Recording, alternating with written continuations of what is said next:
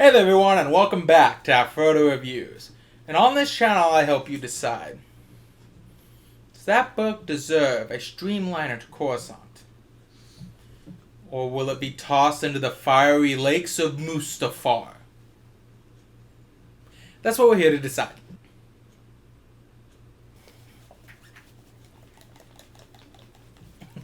Today's book is another in the EU, a classic known as Kenobi, written by John Jackson Miller and published on January 1st of 2013. Now this makes it an interesting as a novel because it came out after the animated Clone Wars show had been on the air for about 4 years and just before the series was cancelled on March of 2013. It was republished on April 5th, 2002 by Del Rey as part of the EU Essentials collection. Yes, I still refuse to call it Legends. Now, though both Ewan McGregor and Deborah Chow, the showrunner of the Kenobi series, both said that they read this book in preparation for the series that was released on Disney+, that was actually not an adaptation of this book. Though Chow says it helped her develop the tone of this series, the story that happens within here is far different from the one that occurs within the Kenobi series. But let's move on to the report card.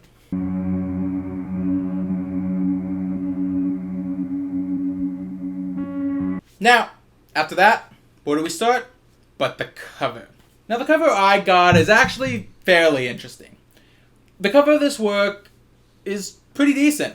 Now, on a first glance, it's a very simple cover. You got Tatooine's two suns in the background, rising over a synth stone building, while Obi-Wan stands in front. Though it has Ewan McGregor's likeness, this is definitely an art piece. And if you really look closely, you can kind of tell that it's a merging of McGregor's Obi-Wan along with Alec Guinness's Obi-Wan. I think I'm saying that name. I think I have that right name. Though definitely favors the McGregor version since the story is mere days after the end of Revenge of the Sith. This all works well since the story itself isn't a terribly complicated story, and though Obi-Wan is actually one of the main characters with the least amount of screen time, it's still a strong focus on his struggles to adapt to the hermit lifestyle on Tatooine as he watches over Luke Skywalker. However, the cover artist, the one who drew this one, Chris McGrath, although for some reason I wrote Christ McGrath in my notes, didn't just create this cover. He actually created two pieces of cover art, and by his own words, he preferred the other version, which was used for the Brazilian version of the novel, and yeah, I gotta agree with him. I may like the cover art I have, but that's gorgeous. But what's the story about? Well, for the second month in a row, despite a long pause, I can tell you to go back to my TBR and check out there if you want to see how this book presents itself on the back. But for a quick recap for the sake of context, the story of Obi-Wan is simple. We follow Obi-Wan Kenobi only a few days after the end of Revenge of the Sith, as he arrives on Tatooine. The first chapter even takes place while he's still in possession of Luke Skywalker, but the majority of the novel is representing his struggle to adapt to a hermit lifestyle on a desert planet of Tatooine, especially as the Tusken Raiders and settlers around a place known as Donar's Claim are engaged in a vicious conflict with each other. Now going by Ben, the former Jedi Master finds himself dragged into the conflict as he tries to balance his desire to protect innocent people and maintain his isolation in order to protect the galaxy's best hope for the future. And what did I think of the story? I loved it. Seriously, this story combines the best part of Star Wars, being a mix of genres of Western, romance, and high-stakes drama, while also being able to tell a story that's more about the people and their struggles than some galaxy-enveloping conflict. I mentioned before that although Obi-Wan is the titular character of this book, he's actually probably the main character with the least amount of screen time, as the story is more focused on the people who live on Tatooine, whose lives he kind of bumbles into. This is a story about Annalise Caldwell and her family, Oren Galt and his, and even the feared Tusken Raider Plug-Eye and her own struggle as they come in conflict with each other. It's a story that seems to start simple, what with Oren trying to gather a militia to protect the farms from the fearsome Tusken Raiders led by Plug-Eye, while Annalise struggles with her unruly children and keeping her homestead buttoned down, but involves into us this complicated drama near the end perfectly naturally. To do my best not to spoil, the story is a great way to show how to subvert impressions you have of two characters over the course of the book without making it feel sudden. The two people on either side of the conflict seem simple at first. Their motivations, while maybe there's some context added, are very black and white. But the more you delve into their fight, the more you brush off that first initial impression of something that seems simple, and it becomes more and more complicated. Before long, the person you once thought was right might actually be the bad guy, while the person you rooted against, while maybe not good, was not the person who was as villainous as they may have seemed. One spoilery example that I'll share about how well the plot twists actually affect the story, since I don't actually think it's that grand of one, and relies a bit on a trope I've come to like, is the true identity of Plug-Eye, or rather, a facet of their identity. Plug-Eye is a cunning warrior Tusken who's been leading their people in raids all throughout the territory with an intelligence that the other Sand people seem to be lacking. So much so that most of the settlers know to fear them by name alone. The standard tricks don't work on them, as they quickly piece together all the tactics the settlers use against them simply by observing the settlers, and is only foiled because of her own people are still highly superstitious and prone to falling for these tricks. During one of the botched Tusken raids, their son is killed during this, and we learn through Annaline's insight that Plug-Eye is actually a female Tusken, which is unheard of in the raider culture. Now, at first I disliked this twist, though I used to really like this trope where a powerful warrior or just someone else that you don't really know is thought to be a man throughout the majority of the story, only for it to be revealed that they're actually a woman or, a kid or something else.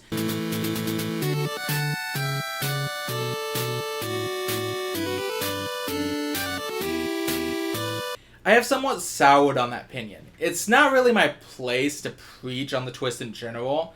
Just know that after a bit of thought, I realized that most uses of this twist boil down to the warrior being a woman is shocking, because it tends to be a tad sexist. After all, why can't they be a woman? It also tends to come at a point where the character stops being an antagonist, if they are one, and teams up with the hero, as if the revelation that they're a woman suddenly harkens back that all the actions they've taken are much more forgivable, that their antagonist nature is suddenly not there anymore because they have boobs. Whoa, he's a she. One of the worst examples of this, I feel, is the Fallout 4 DLC, Automaton, where when you fight the Mechanist at the end, the big twist is the revelation that they are, in fact, a woman.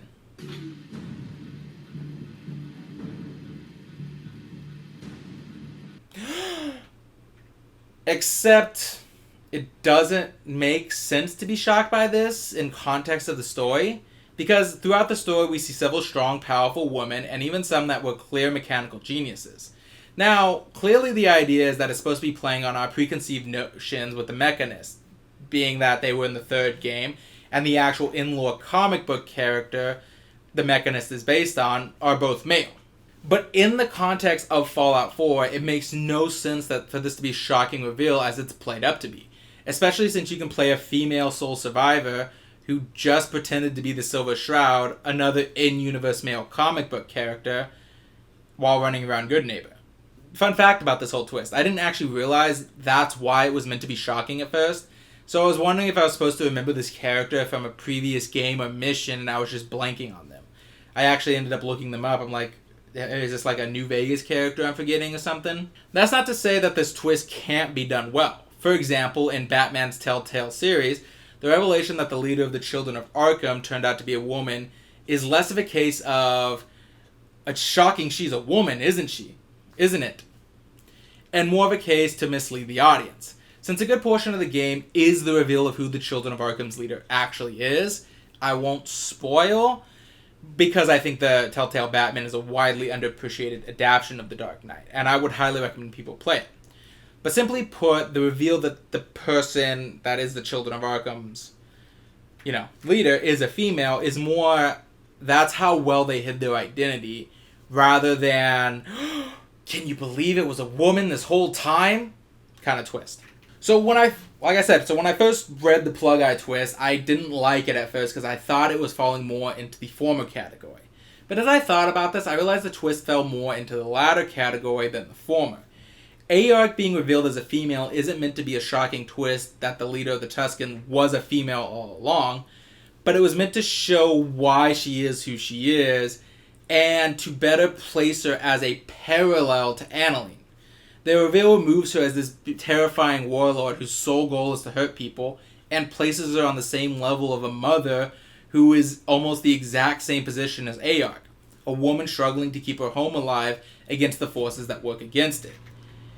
Aark is a cunning and clever warrior because, due to the fact that she's already broken out of the traditions and moldings of the Tusken Raider society by being a female warlord, she doesn't place much stock into the superstitions of the Sand People, thus allowing her to see things more clearly and becoming a fearsome warlord.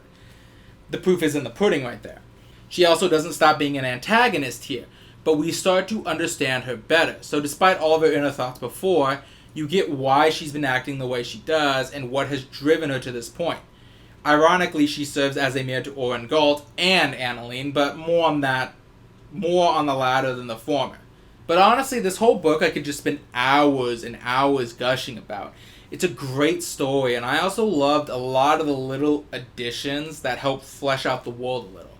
Like I joked in my TBR that this book would have to explain why Obi-Wan goes from Ewan McGregor to Alec Guinness in a matter of a couple decades. And it actually kind of does.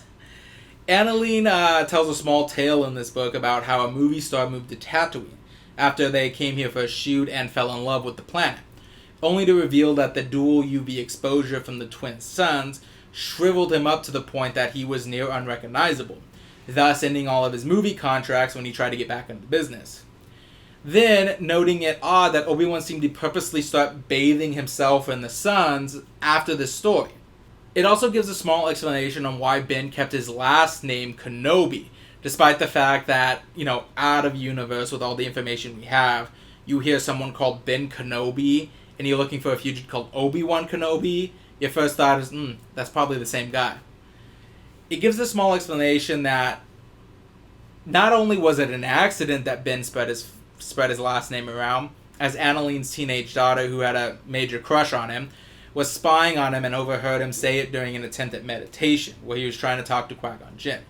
For those of you who aren't aware, it does borrow quite a bit from the Clone Wars animated series, so be aware of that a little bit. It's not overwhelming, but again, whatever.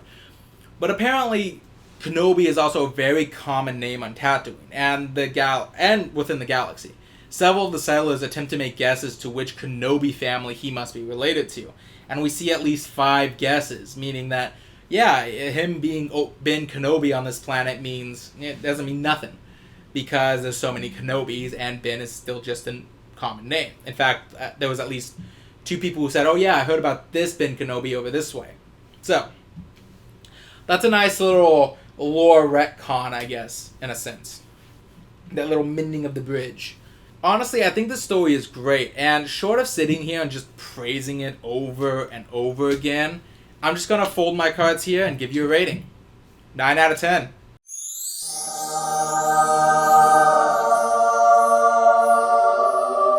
Honestly, it's like I said, I could praise this book for hours. How, although it's a high-stakes drama, it actually has relatively low stakes in the grand scheme of things.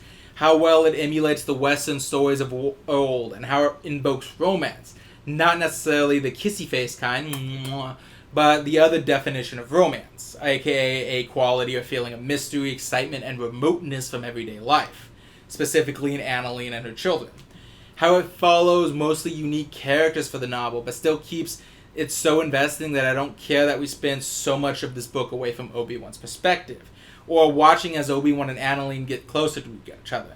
I like the exploration of Oren Galt's character and what leads him down the path he eventually goes down. And I even understood his kids, who get less characterization are very antagonistic, but you ultimately understand why they are who they are. Some small part of you always hopes they get just better after seeing what's going on. All in all, it's a great story, and I highly recommend anyone who has any interest in the EU start with this. Or just not necessarily have to start with this, but read this. If you disregard the Kenobi series, it fits very nicely into the canon.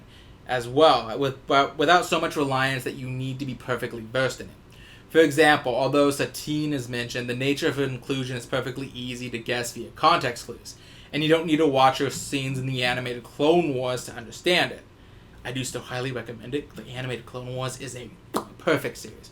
Not perfect, but it's an amazing series. It is by far, in my opinion, one of the best Star Wars materials out there. It also references other EU canon, which I haven't read, but it uses the context of the same effectiveness that I completely understand what it's referencing and why it's important to this scenario. I already said that. It's a good book, and I highly recommend you read it, which is why I don't want to keep gushing about it, because it is so hard not to talk about the various twists and, aspects of the book, so I really want to just say go read it. So, needless to say, this gets a streamliner to Coruscant. First class all the way, baby. With that being said, just remember, with every book comes an adventure, and every adventure is worth having, even the bad ones. See you next time, everyone.